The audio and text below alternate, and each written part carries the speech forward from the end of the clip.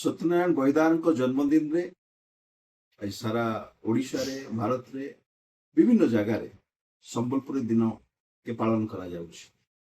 सर्वप्रथमे संबलपुर दिन रो शुभेच्छा जनाबी, अभिनंदन जनाबी एवं आज जेन अनुष्ठान माने आमर भाषा के नहीं आमर संस्कृति के नहीं कार्यक्रम रखिछन से समस्त धन्यवाद पात्र इथिर लगी जे आमे जेन संबलपुरी संस्कृति के नहीं गर्व करसु ताकि विश्व दरबार रे पहुंचाबा निशान प्रचेष्टा करसु। तार संगे संगे में धन्यवाद जनाबी बुर्लार अनुसूचित जाति, अनुसूचित जनजाति, पछुआ वर्ग, साधारण वर्ग और संख्यालघु मंच पक्षर आज एक रक्तदान शिविर करा जायतिबा।